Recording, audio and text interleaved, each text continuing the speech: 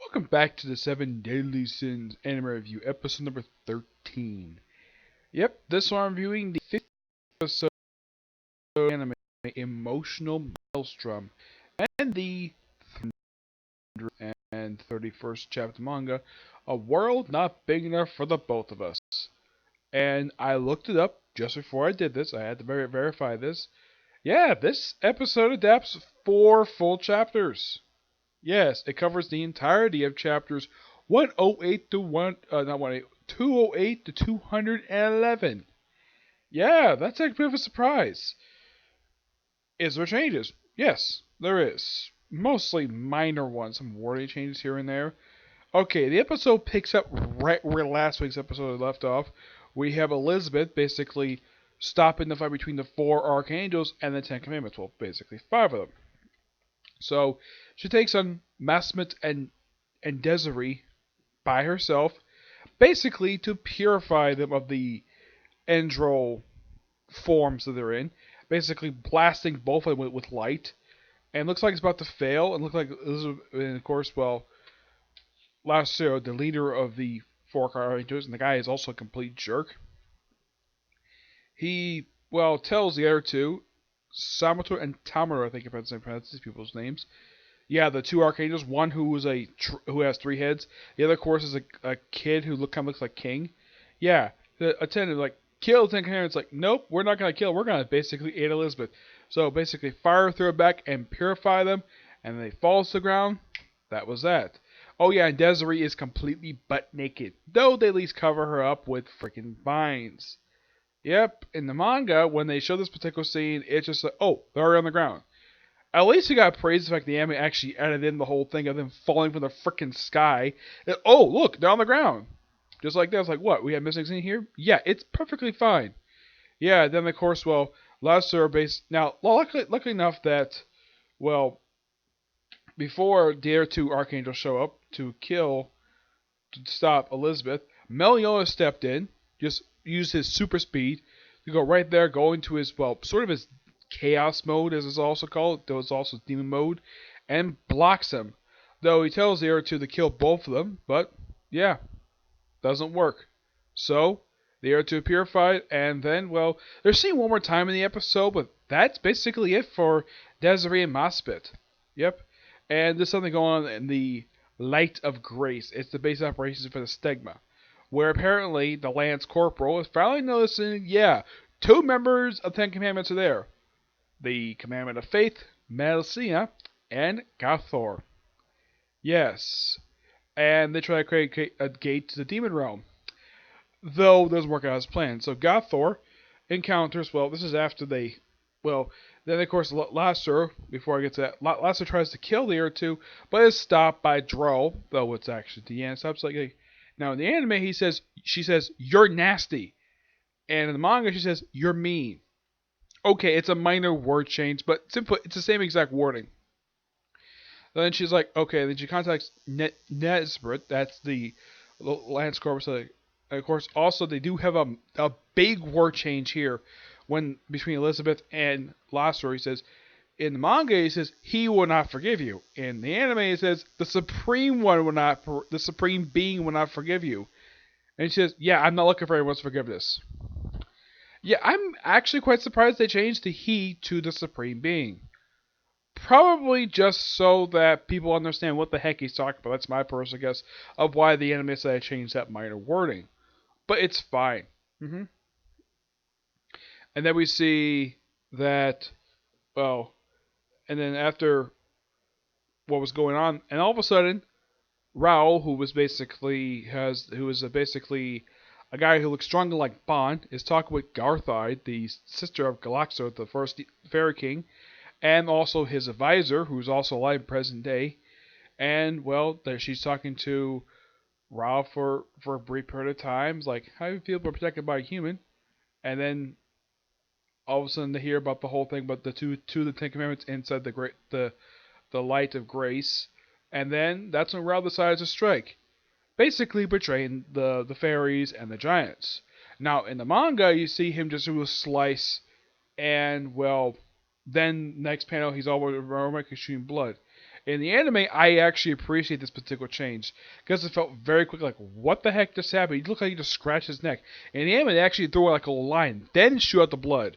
Yeah, that I thought was a very good change for what they did in the manga. It was felt like they're like, what? What the heck happened? He scratched his neck, and all of a sudden he's shooting out blood. Like, what? Yep. Now they also have a minor also change here of when he kills one of the fairies. In the anime, they have basically stabbed one of the guys on the ground. In the manga, it's like they're all up in the air. It's a minor thing. And of course, the humans are killing all the fairies and giants. And of course, Draxel and Drow and Garhide, that's the first fairy king and the former king of the giants, they race to stop them in the front, confronted by Gothor. And they think, well, this is the Gothor for 3,000 years in the past. Can't be the same one. And Gothor is curious about the conversation. And then Mercer opens up the gate, and it's not the gate to the demon realm. Nope, it's the gate to the demon realm's prison. And someone comes out of it. Now, I appreciate the anime added this in because this is a very cool effect. You see the person just crawling out. It looks like a ancient wheelchair, and it's Gothor. The real one. The one who's an actual freaking demon. And it turns out the one they've been talking to, they think it's actually a different one. Yeah, this is the doll they know in present day. Yeah. And then he starts communicating very weirdly. I appreciate the change that they made here and, of course, with Lance Corporal. In the manga, you actually hear this conversation talking to everybody else. In the anime, they basically have like a voiceover, which I think this is also another brilliant stroke of genius on the part of Studio D to do. This is a great change, and it works really well. If see everybody's reaction to pretty much the betrayal, like how the two of the Ten Commandments basically are inside the base operation of Stigma. Also, they do have a minor word change when Rao basically has a conversation where here we have similar goals, and he says, we're here to wipe you out. We're here, and manga, he says, we're here to kill all you Stigma. Yeah. Yeah, another minor word change. But still put the same exact conversation. Almost the same wording, but a couple words change here and there. And, well, then Gothor is revealed to actually speaking right through the Gothor from present day, who was actually in the past. Yeah, it's speaking to them, and Marseille basically, she actually gets very angry at Gothor for other person, and of course he points out though, and this is actually the same exact wording from the manga and the anime, that this is the first time you see meet me, the real me in person. Yeah, and it's Gothor, the actual sin of selflessness. Yes, the actual one, not the other one. That is actually the doll representing him. And of course, yeah, he said he's been sent to prison for 500 years, which yes, that is indeed true. And he says, I'm here to say goodbye to the world, and the episode ends with Gothor, the doll one, says, bye-bye. Yeah, and I do appreciate the fact that there's another change here. Instead of just showing, like, both characters speaking both at the same time, they go back and forth, which, great for the anime to do. And, well, that's simply it. Well, in the case of the gate itself, like, when the changes to the gate to the Demon Realm's prison, it looks pretty much the same as in the manga. I mean, yes, they did make a minor change in the episode, the previous episode, but yeah, it looks exactly the way it does in the manga. So, mostly put, this episode has some minor visual change. Like, in the case of changes they make to the thing, I would probably say that the changes are very minor at best. Like, it's mostly some wording changes, and as for any visual changes, like any major change, not really, no. There's no really major change with this episode. It's mostly a very well done adaptation of the manga, which gotta give high praise for Studio Dean to do, and it's a well paced episode. For something that adapts 4 chapters, it's very well paced. Yep. And nothing is moved around, which I do appreciate the fact that the series does this. Now, I was kind of hoping I saw 4 chapters because I've seen it before where they did it for the second episode of the season, where they adapted 3 in like a quarter of a chapter. This one they adapted 4 full chapters. Yes, they didn't skip anything. They kept everything in. Gotta give high praise for Studio D for doing that. And the stuff they added basically was stuff that definitely was needed, like the fall with Desiree Mospit. That was a good add.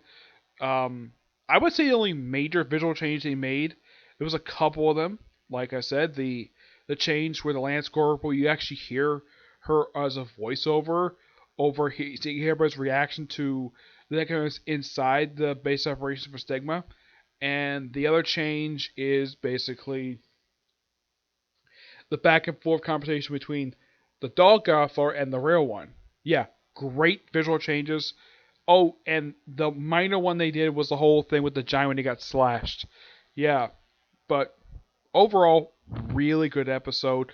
I thoroughly enjoyed it, and I hope people who actually watch this actually do follow basically what I'm saying. Because yeah, basically, great job basically Studio did with this episode. All right, now for news chapter of the manga. The world isn't big enough for a world not big enough for the both of us. Chapter starts out with the seven deadly sins marching straight at the Demon King, who was visiting a bunch of land, and they basically launch all their basic and then try to attack him, and he attacks him first, tries to basically kill them all. Lucky enough, Bond, who is no longer immortal, he says, "Bring it on." You feel it, what pain? It's like he basically berates him. You feel dead to me, and blasts him. Of course, everybody gets blasted, and like nonsense. You really think you hit me? Now delusional. Like I'll make sure. Like I'll feel like fighting. If I can see you saying, I would do anything to make sure a goal is met. I'm a greedy king after all. Of course he is. He's still greed. And of course they're able to break the barrier thanks to Merlin. And they just basically just slice and dice the Demon King. And then Melios says a trillion dark, basically a trillion like little darts at him.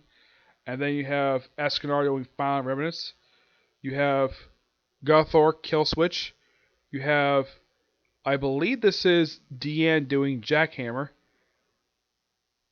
King Spear of Judgment, Bond, Gravity Rush, and then Merlin, Power Compress Unify. They combine all their attacks to launch a full-scale attack on the frickin' Demon King.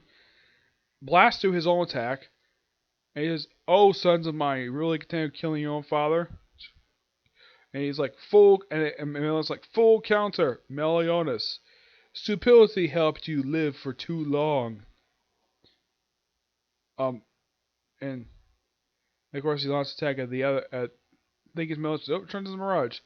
I try to really give you a chance, but now I can probably bring it out hesitation. Meliodas, how can this be? Of course he uses full counter. Basically uses a bunch of full counters on him. This pretty much destroys his whole body. Stop this, Meliodas. If you hit me again, what happened to Britannia? This English should be right. And Merlin's like, "Do it, Meliodas. Full counter. This is goodbye, father." The seven deadly sins combo. Fate of the discordant foe, and pretty much he's completely destroyed. And you see Demon King sort of his true form. He says, "You will regret this fate, Meliodas. The cycle of life and darkness is never ending." I'm sure you know that. Of course I know. And the Demon King just disappears. The Order of Darkness crumbles, and thus the Holy War is concluded. Next chapter, 332, Wreckroll. Yes, definitely, this battle is officially over. The Demon King is definitely dead. I mean, the way it happened with this particular chapter, I highly doubt he can come back again. Yeah, he is officially gone. They have destroyed everything related to Demon King. So, does this possibly mean that the curse is off Elizabeth and Meliodas? Who knows? We'll find out next week in next chapter, Wreckroll. Really good chapter. I give this chapter roughly a 9 out of 10. Really good. Okay, so that's it for this particular review. My next review will be a movie review on the next MCU film. You'll find out what it is next, okay? But this next to you. Bye.